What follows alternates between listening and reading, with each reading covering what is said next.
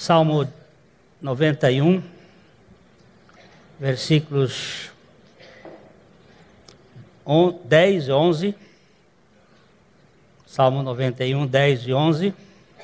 Nenhum mal te sucederá, praga nenhuma chegará à tua tenda, porque aos seus anjos dará ordens a teu respeito, para que te guardem em todos os teus caminhos. E 12.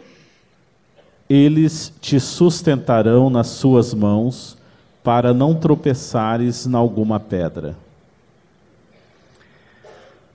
Pai, nós rogamos que o Senhor fale conosco pela Tua palavra. Tu tens o poder de fazer muito mais do que pedimos ou pensamos. Em nome de Jesus. Amém.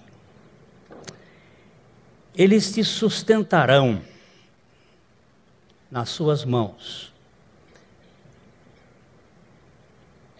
Não é sustentarão com as suas mãos, sustentarão pelas suas mãos. Nós vivemos num mundo que para nós só existe o que é visível.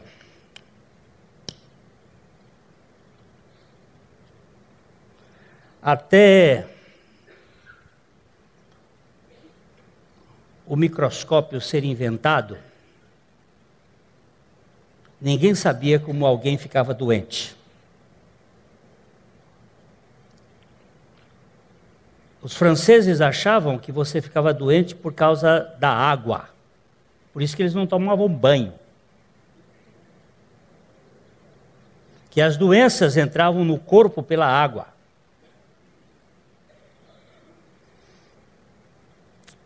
Hoje, depois que foi inventado o microscópio, e Pasteur descobriu lá, aí o negócio, a gente sabe que o mundo invisível da matéria, mas ainda a matéria, é extraordinariamente maior.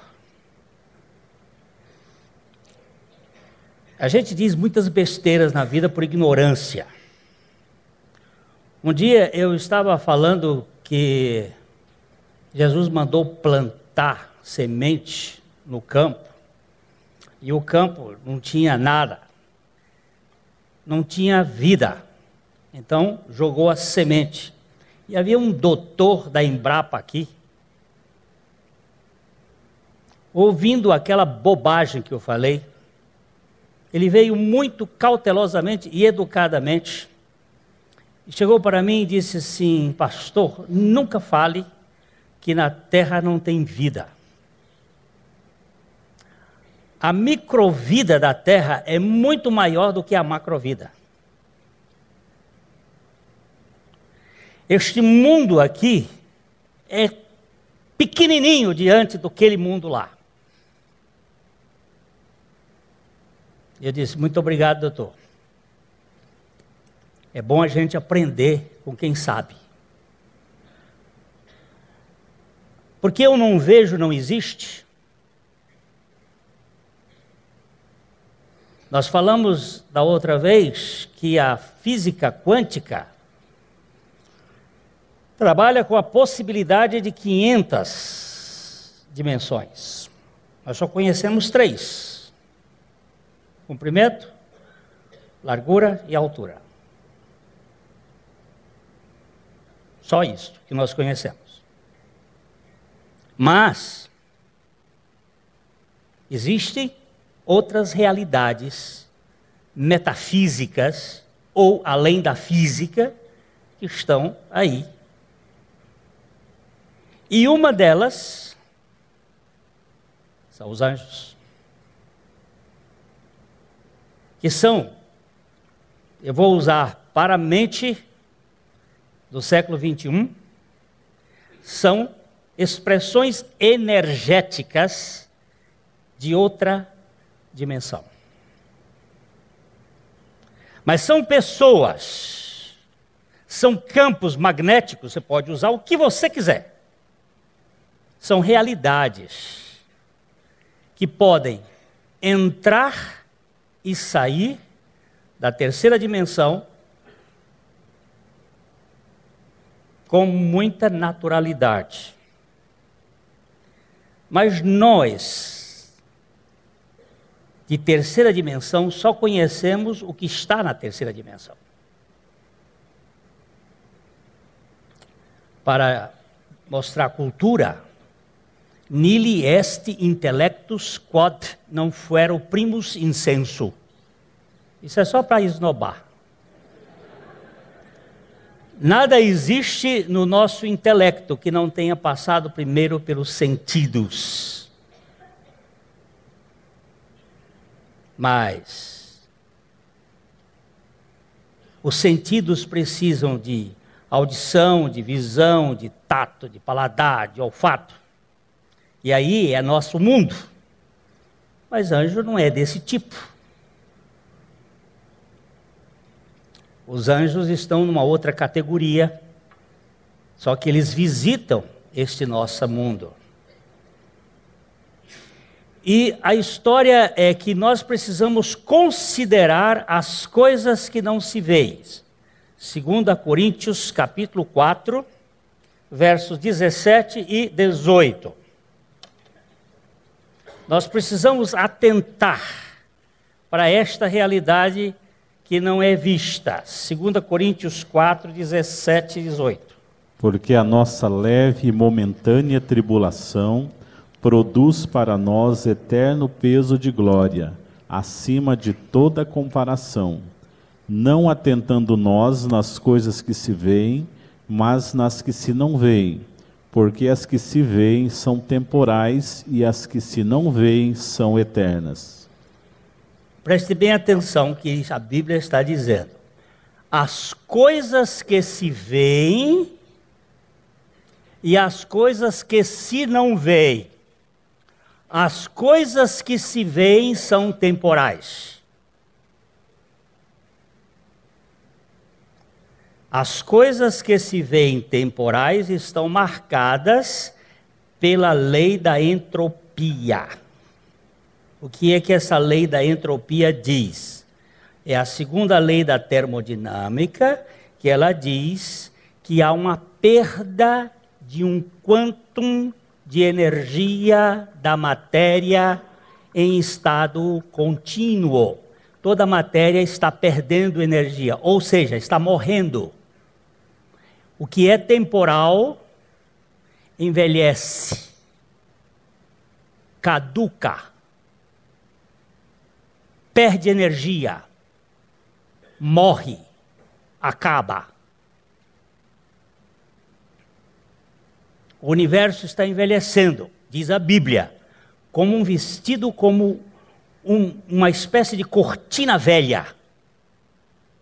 Vai se desgastando, vai se tornando decrépito. E ele diz, precisamos atentar nas coisas que se não veem. Eu vou sacar um texto, e nós vamos olhar hoje um pouquinho dessa realidade em Daniel, capítulo 10. O profeta Daniel está na Babilônia. Ele é um líder político muito importante, que passa por grandes governos mundiais na época. Ele esteve no governo de Nabucodonosor, de Beltesazar, de Atarxerxes, de Dario, de Ciro, e ele está agora num período em que ele está em intercessão, em oração em favor do seu povo, o povo de Israel, que era cativo da Babilônia, e eles ficaram cativos da Babilônia porque deixaram de trabalhar na terra durante 490 anos. Eles não deixaram a terra descansar. Deus tem um chamado sábado para a terra. Cada 6 anos, você podia trabalhar, no 7º ano a terra precisava descansar. Deus tem muito cuidado com a ecologia. E a terra não poderia ser explorada, ela precisava descansar. E o povo de Israel não descansou a terra. Desde a entrada do rei Saul, como rei, porque tinha que pagar tributos caros, como nós pagamos tributos caros ao governo. Quando no tempo de Dom João VI, nós começamos a pagar 1/5, 20% de imposto para Portugal, eles nos mandaram para os quintos dos infernos. Foi aí que a expressão os quintos dos infernos, do imposto que o Brasil pagava. Hoje nós pagamos 2/5, 40%, e segundo alguns é mais ainda, para um governo que não dá a compensação destes impostos que são pagos. Então, é um negócio assim bem cruel. E agora nós estamos aqui na Babilônia, o povo de Israel, porque deixou a terra sem descanso. Por 70 anos, 490, se você dividir por 7, dá 70 anos que a terra não descansou. Então vai ter que pagar. Eles foram para lá. E Daniel estava orando, pedindo a Deus misericórdia pelo seu povo. E aqui nós então temos uma potestade do céu entrando para mostrar o que acontece dentro das esferas que nós não vemos. Então vamos começar com Daniel capítulo 10, verso 1. No 3º ano de Ciro, rei da Pérsia, foi revelada uma palavra a Daniel, cujo nome é Beltesassar. A palavra era verdadeira e envolvia grande conflito. Ele entendeu a palavra e teve a inteligência da visão. Foi revelado um conflito. A partir deste texto, ele começa, na verdade, no capítulo 9, ele vai contar o que vai acontecer no fim dos tempos. Nós prometemos para os irmãos, se assim for da vontade do Senhor, nós tratarmos, depois que terminarmos o capítulo 91 dos Salmos, a realidade do livro de Daniel à luz dos tempos que nós estamos vivendo. Se der tempo do Senhor não voltar. Se der tempo, nós podemos falar alguma coisa. Mas, aqui nós temos que houve uma revelação da palavra a Daniel, e nós vamos verificar que ele teve inteligência para entender a visão. Versículo seguinte. Naqueles dias, eu, Daniel, pranteei durante 3 semanas. 3 semanas são quantos dias? 21 dias. 21 dias de pranto.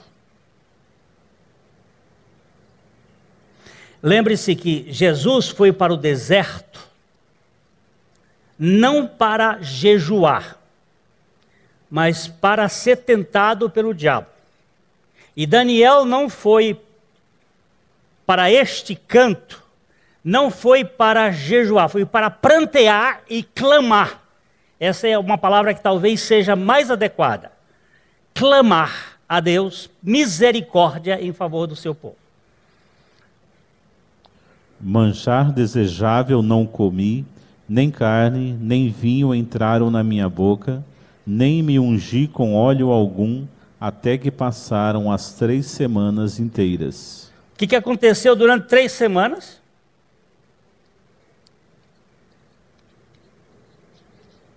Vai lá.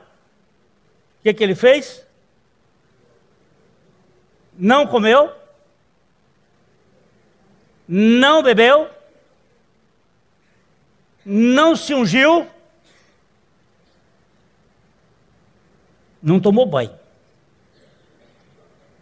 não estava muito bem. 3 semanas numa brecha.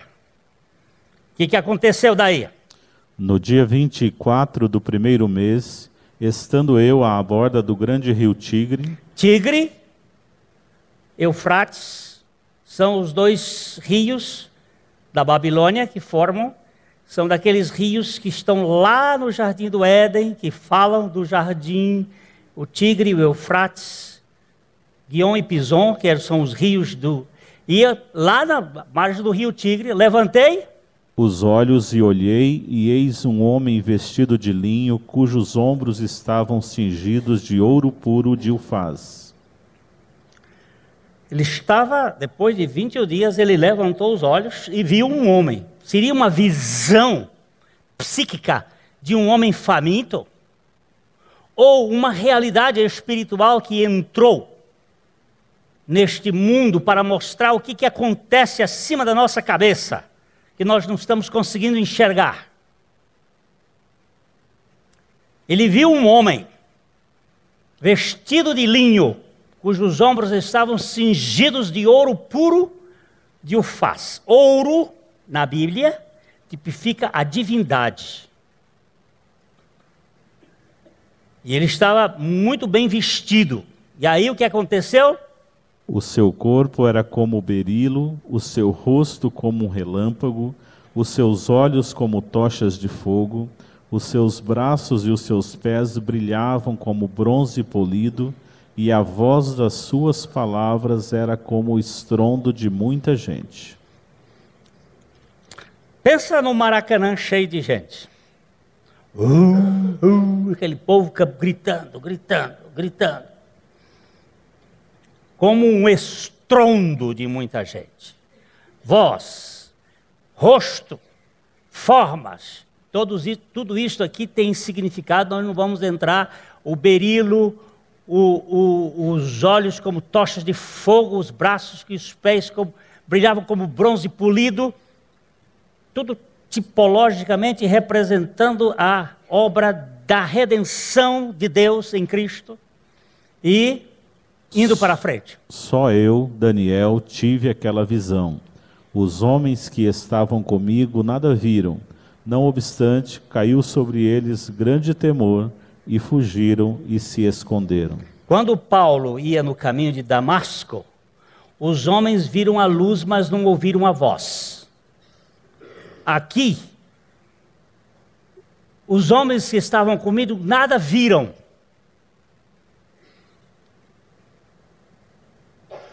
Podia ser uma paranoia, uma psicose. O que é, dona Maura? Uma coisa de doido? Ou uma realidade espiritual? Caiu grande temor e fugiram e se esconderam. Seguinte. Fiquei, pois, eu só, e contemplei esta grande visão, e não restou força em mim. O meu rosto mudou de cor e se desfigurou, e não retive força alguma. Aí ele chegou ao fim de sua capacidade. Primeiro, pela sua fome. Segundo, pela a expressão desta visão que era extraordinária. Seguinte. Contudo, ouvi a voz das suas palavras e, ouvindo-a, caí sem sentidos, rosto em terra.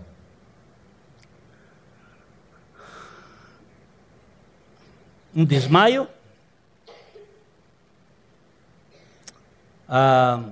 Um êxtase. Continua.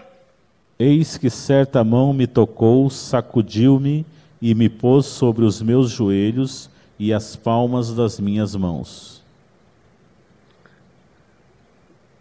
O Neymar não podia ficar nessa posição porque quebrou a terceira vértebra. Mas Daniel pôde ficar de 4. Colocou sobre o joelho as palmas das mãos levantou, ergueu, e ele ficou de 4. Seguinte. Ele me disse: Daniel, homem muito amado, está atento às palavras que te vou dizer. Levanta-te sobre os pés, porque eis que te sou enviado. Ao falar ele comigo esta palavra, eu me pus em pé tremendo. A palavra de Deus é mais poderosa que a fraqueza humana. Levanta-te, põe em pé. Ainda que trêmulo, ele ficou em pé. Seguinte. Então me disse: não temas, Daniel, porque desde o primeiro dia em que aplicaste o coração a compreender e a humilhar-te perante o teu Deus, foram ouvidas as tuas palavras, e por causa das tuas palavras é que eu vim. Aí ele começa a explicar. No primeiro dia, nós já estamos no dia 21. No primeiro dia, primeiro ele começa dizendo: não temas. Esta palavra nós temos que entender, porque ela é importante. Quando o homem pecou, ele teve medo e fugiu de Deus. E quando Deus se aproxima do homem, ele vai dizendo: não temas, sou eu. Eu sou o teu Deus. Quando Deus se aproxima de nós, ele sempre diz isso. E alguém que é estudioso da Bíblia mais do que nós, disse que são 366 vezes a expressão não temas ou as suas formas na Bíblia. Parece que para cada dia do ano, inclusive no ano bissexto, Deus começa dizendo para você: não temas, sou eu. Não temas, eu sou o teu Deus. Eu te sustento com a minha destra fiel. Quando ele diz a destra fiel de Deus, está se referindo a Cristo. Não temas, Daniel, porque desde o primeiro dia em que aplicaste o teu coração a compreender e a humilhar-te perante o teu Deus, foram ouvidas as tuas palavras. Não existe oração que Deus não ouça diante do Senhor. Diante do trono de Deus tem umas taças, que são as orações dos santos. E as nossas orações estão sendo levadas para o Senhor. Muitas vezes uma oração pode demorar 40 anos ou 50 anos para ser respondida. George Miller conta que ele começou a orar por um homem e ele orou 60 anos por ele. E ele não o viu salvo, mas ele foi salvo no dia da morte dele. 67 anos ele orou por este rapaz.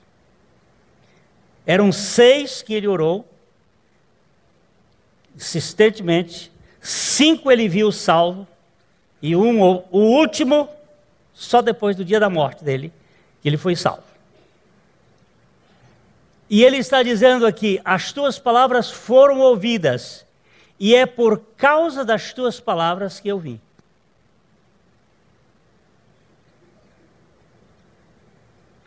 Mas agora você vai perceber o que aconteceu. Mas o príncipe do reino da Pérsia me resistiu por 21 dias. Porém, Miguel, um dos primeiros príncipes, veio para ajudar-me, e eu obtive vitória sobre os reis da Pérsia. Quem é este anjo que está aqui? É Gabriel. O anjo que está ali trazendo a notícia é Gabriel. Só existem 2 anjos que têm nome na Bíblia: Gabriel e Miguel. Nós não temos mais anjos nominados. Existe uma hierarquia que também nós não sabemos como funciona. O irmão, domingo passado, me perguntou: quem é maior, serafim ou querubim? Eu digo: será o fim se nós começarmos a querer saber isso aí. Vamos ficar por baixo sabendo que há anjo, arcanjo, querubins e serafins e querubins, eu não sei quem é o mais alto. Eu sei que a Bíblia fala que há principados, potestades e forças, tanto espirituais da maldade como há forças espirituais da bondade. Há exércitos que lutam e que lutam pelo povo de Deus. Miguel é um anjo, que eu não sei qual é a categoria dele, o querubim, que tem uma possibilidade de cuidar de Israel. É uma potestade de Deus para com o seu povo Israel. E possivelmente Gabriel, já que ele foi o anjo que trouxe a notícia para Maria da redenção, do Redentor que viria, pode ser que esse Gabriel seja o anjo que cuida da igreja, ou que cuida do povo gentio, que conheceria o reino. Porque os anjos, eles trabalham para aqueles que hão de herdar a salvação.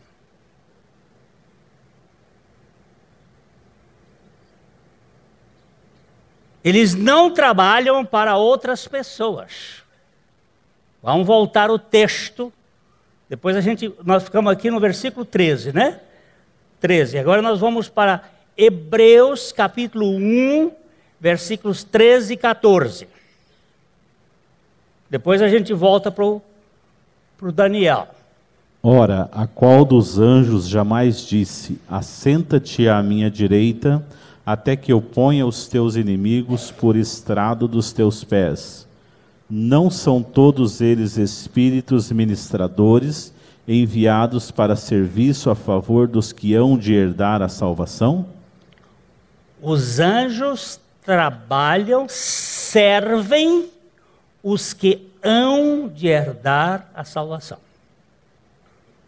Eu estava estudando um destes homens de Deus do passado. A primeira vez que aparece a palavra anjo, anjo do Senhor, é no capítulo 16 de Gênesis, está falando com Agar. Deus colocou um anjo no caminho de Agar. Isso porque Deus tinha um propósito com essa mulher. Apesar dela não ser a semente de que vinha o Redentor, porque esta era Sara, ele não deixou de cuidar de Agar e de Ismael. E isso nos faz ficar atentos para a ação de Deus com aquele em quem o anjo visita. Os anjos do Senhor, evidentemente. Então, eles estão para serviço, espíritos ministradores enviados para serviço a favor, em benefício dos que hão de herdar a salvação. Certo? Anjo é essa função. Agora vamos voltar lá para o capítulo 10 de Daniel, no versículo 14. Agora vim para fazer-te entender o que há de suceder ao teu povo nos últimos dias, porque a visão se refere a dias ainda distantes. Esta visão que ele está dando a Daniel é uma visão para os tempos do fim.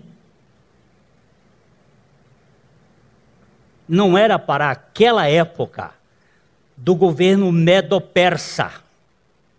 É para os tempos do fim. Lembrando que a estátua de Daniel tinha uma cabeça de ouro, um peito de prata, um tórax, uma parte do quadril de bronze, as pernas de ferro e metade dos pés de ferro com barro, para representar os 4 grandes governos que governariam o mundo a partir de Nabucodonosor: Babilônia, Medo-Persa, grego e romano. Na visão do rei Nabucodonosor, uma pedra caiu do céu e caiu em cima dos pés, metade de ferro, metade de barro, e a estátua caiu e se esmigalhou como pó, e a pedra cresceu. A pedra que caiu do céu sem mão segurando, estava tipologicamente representando Cristo, que desceu exatamente no Império Romano. O Império Romano nunca acabou. O Império Romano continua. Ele transferiu a sua jurisdição para a Igreja Católica e depois para o governo das colônias mundiais que está se formando, que é a globalização. Daí é que vem o processo do anticristo. Dos 10 artelhos dos pés, ou os 10 chifres da besta. Daniel estava apontando para esta realidade. E quem trazia esta notícia era o anjo Gabriel. Mas ele não pôde trazer no primeiro dia. Por quê? Porque tinha guerra. Guerra onde? Na Pérsia. Como Pérsia? Nos governos dos cosmocrátares que estão nas regiões celestiais. A nossa luta, diz Paulo, não é contra carne e sangue, mas contra principados, potestades, forças espirituais da maldade dos lugares celestiais. Quando eu pedi que a igreja estivesse intercedendo pelos cabos de transmissão, o que tem a ver isto? Tem tudo a ver. É uma luta espiritual. Se você pegar uma gravação do Cid Moreira, está no YouTube, ele contando quando ele estava gravando a Bíblia. Ele fez uma gravação da Bíblia para CD. Ele diz, nunca, estou falando como jornalista, e hoje ele pertence à igreja adventista do sétimo dia. Ele diz, nunca como jornalista, eu vi o que eu vi naqueles momentos de gravação. Acontecia coisas que não são possíveis acontecer. Ele foi contratado por um tempo para gravar, foi multiplicado por 10, com lutas e mais lutas, e ele vai contando o que acontecia. De onde vem isto? É que nós não enxergamos. No filme, o livro de Eli, se você não entender aquela realidade que está por trás, Eli é um cego que leva um livro. E ele vai andando rumo ao oeste. O oeste na Bíblia é a representação da morte. Depois você vai procurar lá a construção dos 2 altares que Abraão construiu. Abraão construiu 4 altares, mas ele construiu um em Ai e outro em Jericó, que é preciso entender como é que eles foram colocados. Um em posição contrária ao outro, indo para o oeste, para a morte. Porque os altares são lugares de morte. Estão representando o esvaziamento. E Daniel, e nós temos que olhar aqui que nós precisamos ser esvaziados da nossa soberba de querer ser o que nós não somos.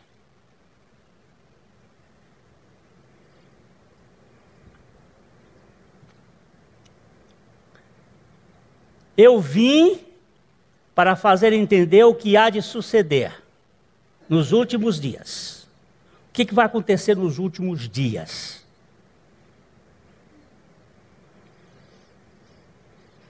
Nos últimos dias vai acontecer a doutrina dos demônios. O que é a doutrina dos demônios? É a exaltação do ser humano. Como lá no Jardim do Éden, Satanás colocou um veneno. O que é? Como Deus sereis. Este aparelho aqui, ele tem quase ubiquidade, quase onipotência, quase onisciência. Eu posso estar ao mesmo tempo vendo coisas e nós estamos perdendo muito de relacionamento por causa disso aqui.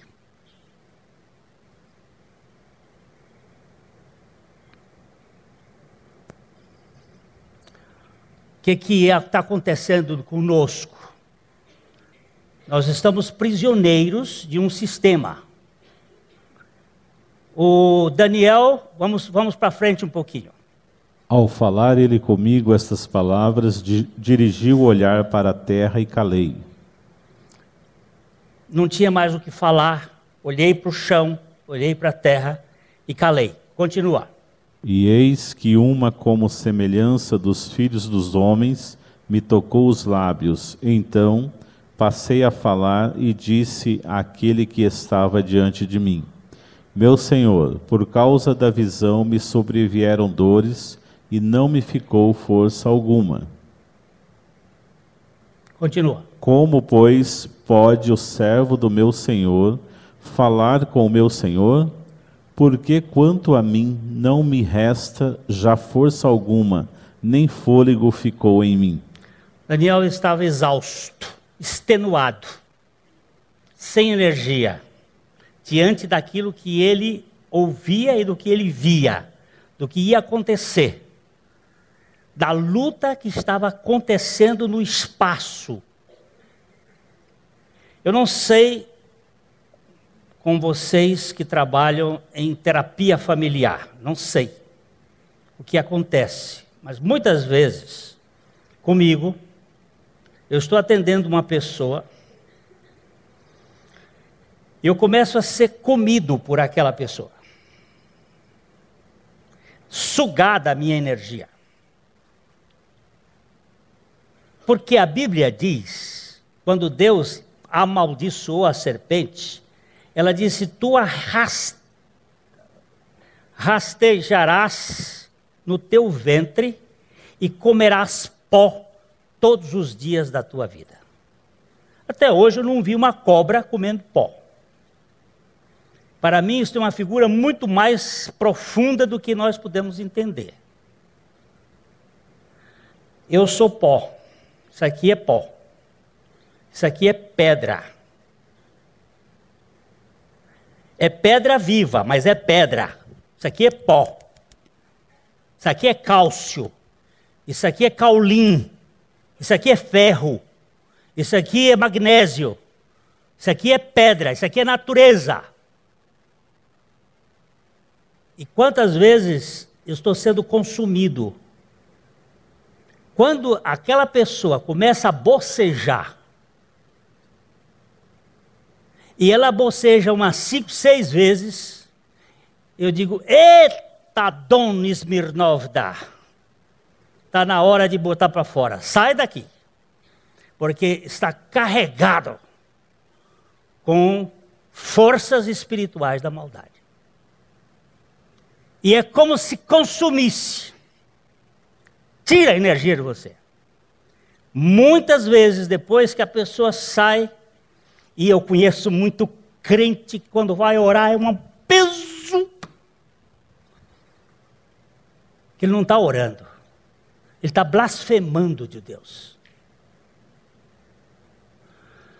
Eu tenho que me prostrar no chão, de boca no chão, ali naquela sala. Eu dizia para a secretária hoje: não me deixa ninguém entrar por uns 20 minutos. Eu preciso ser reabastecido por Deus. Porque eu fui consumido. Parece que puseram um canudinho assim. só escutando o que a pessoa está falando.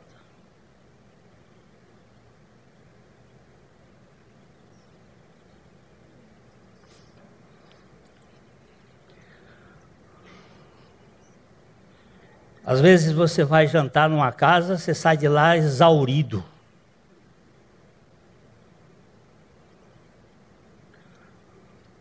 Tem gente que diz assim, eu não quero ir na casa de minha mãe, porque a minha mãe é uma bruxa, que só consome energia, só fala mal.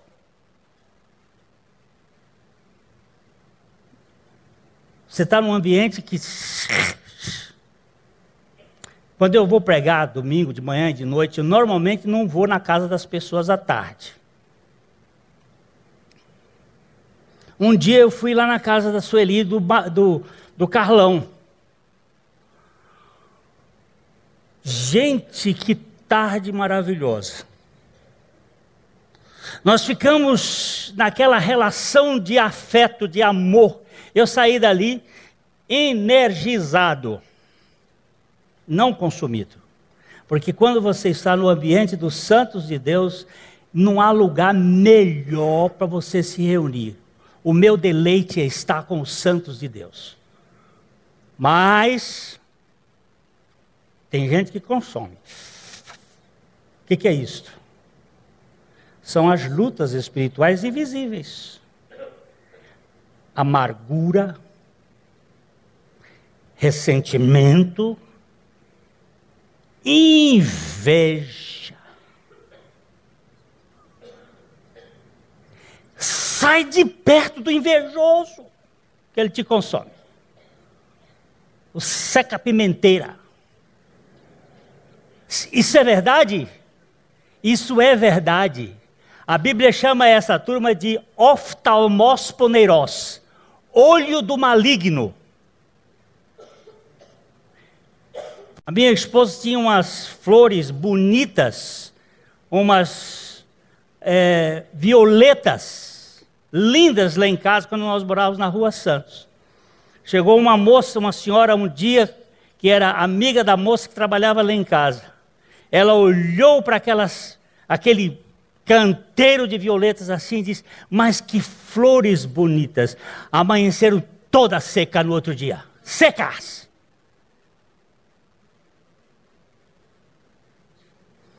O que a pessoa tem ali dentro? Ela tem um armazém maligno.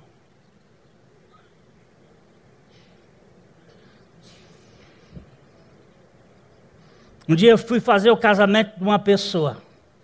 2 dias depois ele voltou para mim gritando, seu pastor, eu casei com uma cobra.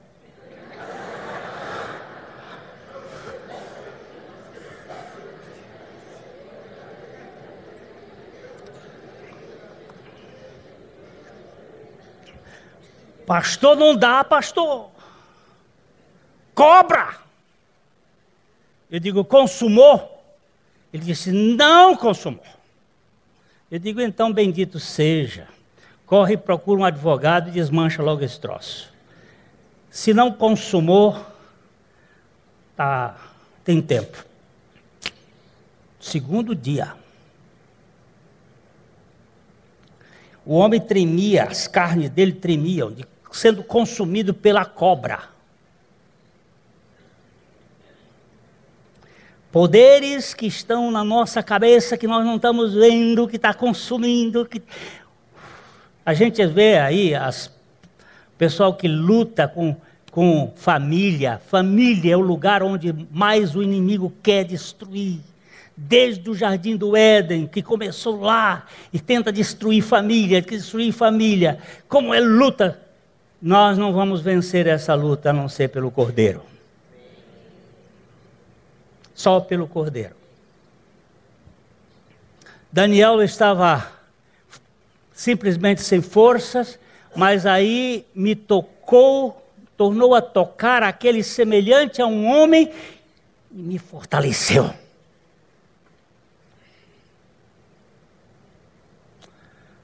Pois nós vamos verificar Jesus que Jesus teve anjo desde a sua concepção até a sua ascensão, trabalhando com ele. Só não teve no ministério terreno dele. Do dia em que Jesus entrou no ministério terreno dele, da Galileia, até a cruz, ele só teve a visita de um anjo no Getsemane para consolá-lo.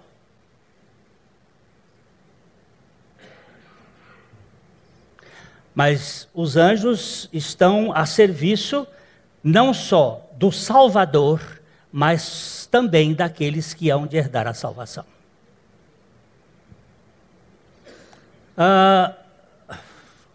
Vamos terminar um pouquinho mais e já. E disse: não temas, homem muito amado, paz seja contigo, sê forte, sê forte. Ao falar ele comigo, fiquei fortalecido e disse: fala, meu Senhor, pois me fortaleceste.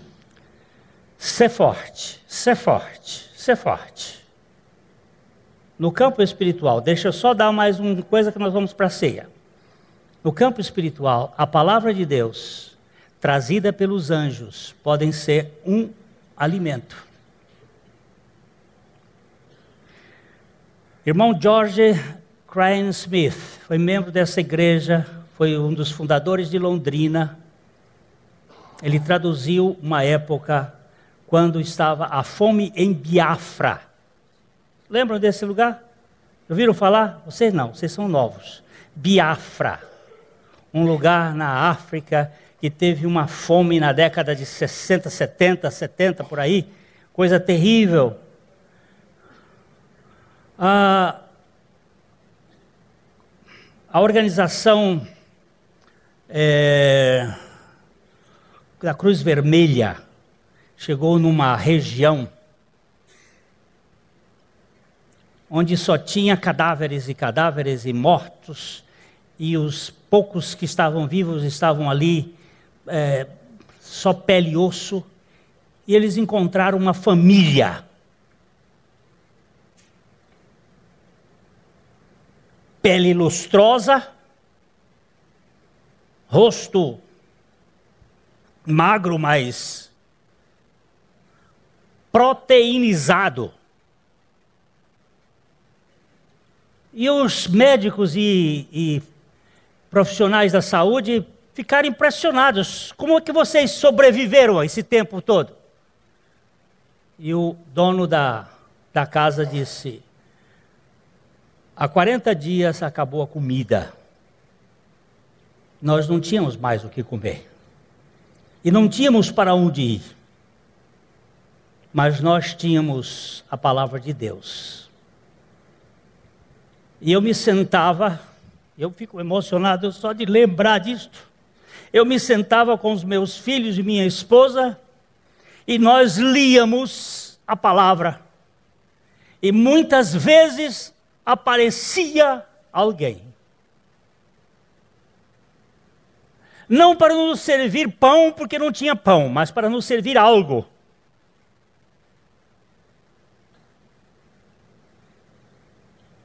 Tem gente que vive só da energia solar. Cobra até um bicho desses, que vive de sol. E eles eram alimentados. Nós líamos, ele disse, eu lia a Bíblia, às vezes 3, 4 horas. Os meninos sentados escutando, e a mulher escutando.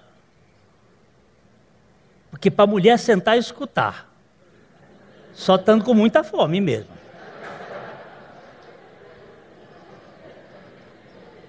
Mas não tinha que cozinhar, como é que ia fazer? E a palavra de Deus e os anjos de Deus serviram aquela família. Você diz assim, eu não creio. É verdade, você não crê porque você é um incrédulo, você não sabe o que é coisa espiritual. Os incrédulos não creem mesmo. Isso é assunto para filho de Deus. É assunto para o profeta fazer a oração e dizer assim, Senhor, abre os olhos dessa criatura para que ele veja. Isso nós vimos no domingo passado. E quando o Eliseu orou, ele viu que a cidade estava cercada de anjos.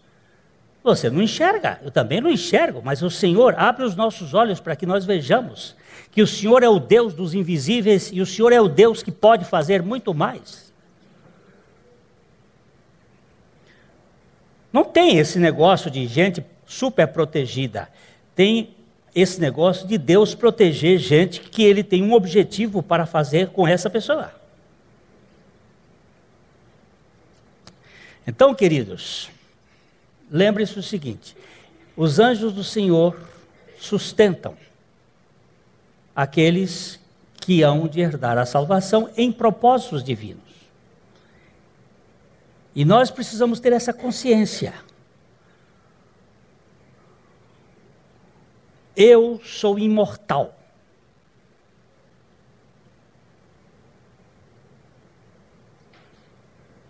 Por quê? Eu estava dizendo hoje de manhã que o Ivan Junqueira, o poeta, morreu, e eu estava me candidatando à cadeira dele.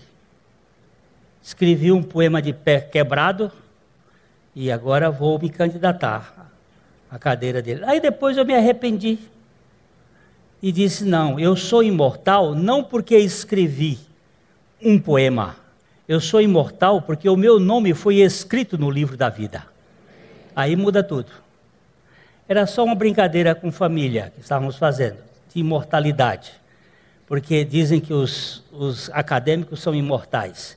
Imortal é aquele que tem o seu nome escrito no livro da vida. Para ser escrito no livro da vida, precisa ser escrito com sangue. Escrito com a obra de Cristo. Escrito com a redenção de Cristo. E nós precisamos encontrar este fato na nossa vida.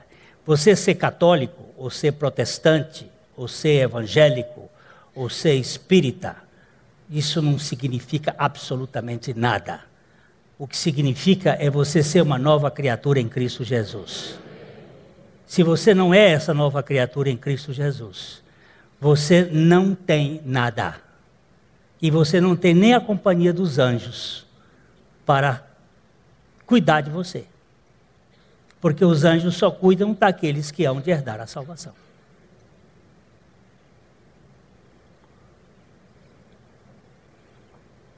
Eu não estou pregando angiologia, estou dizendo o que a Bíblia está dizendo sobre os anjos. E eles cuidam dos filhos de Deus que hão de herdar a salvação. Que o Senhor nos dê graça de vermos as coisas que nossos olhos não veem e confiarmos na graça do Senhor que protege aqueles que têm um propósito para isto. Nós temos um momento especial que é lembrar. Eu hoje falei com os pastores que de manhã o Peter chegou para mim e disse assim, fala com que tem que dar um CD para os visitantes. Eu digo, tá tudo bem. Quem disse que eu lembrei?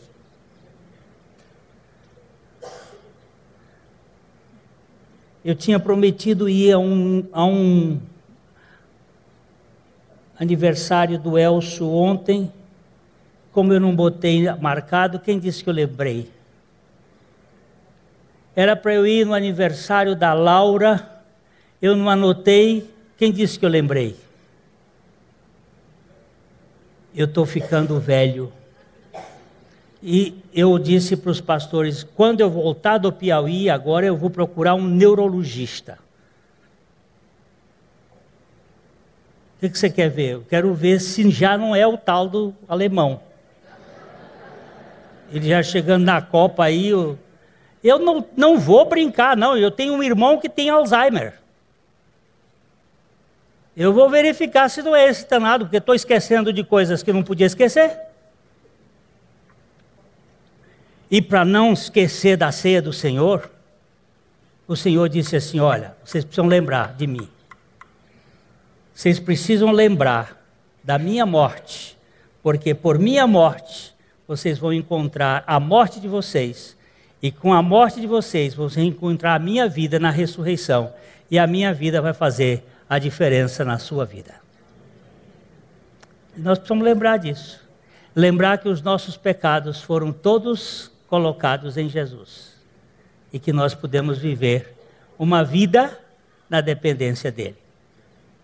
E que ele manda até anjos. Você sabe quanto é uma legião? Eu estava fazendo a conta hoje, porque Jesus disse assim, quando Pedro cortou a orelha do soldado, Jesus disse: bota essa espada aí, não mexe nesse assunto, porque se eu quisesse, eu rogaria ao Pai e ele me mandaria 12 legiões de anjos. Eu digo: quanto será uma legião? Aí eu fui fazer as contas lá, são 6.100 soldados a pé e 728 soldados a cavalo. Então são 6.828 soldados. 12 legiões dá 91.289 soldados. 12 legiões de anjos para proteger Jesus. Ele disse: eu mandaria um exército enorme. E anjo, você imaginou? Ele disse: eu rogaria ao Pai, mas eu não posso fazer isto. Sabe por quê? Porque eu vim para isto. Eu vim para dar minha vida em resgate de muitos. E estes que meu Pai ama, que eu amo e que o Espírito Santo ama, precisam ser restaurados. E eu não vou nem chamar esses anjos para cuidar desse assunto, porque eu preciso ir para a cruz, para libertar uma turma que está presa no seu pecado. A mensagem que você acabou de assistir faz parte do Ministério de Comunicação Palavra da Cruz. Temos um grande acervo de estudos bíblicos em áudio e vídeo. Distribuímos também gratuitamente o jornal mensal Palavra da Cruz. Entre em contato conosco pelo fone 0 operadora 43 3372 8900 ou pelo e-mail livraria@piblondrina.com.br. Visite-nos pelo site www.livrariapiblondrina.com.br ou acesse www.piblondrina.com.br. Graça e paz.